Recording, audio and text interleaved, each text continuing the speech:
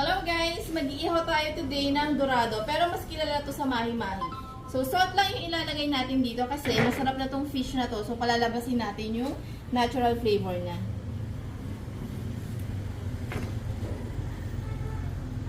Yan, marinate lang natin siya for 10 minutes bago natin iihaw para mas lumasa yung loob. Lang, gusto ko muluwi. Naamoy mo na. Next naman is yung sausawan natin. Naglagay ako ng bagoong isda, kalamansi, siling labuyo at saka kamatis.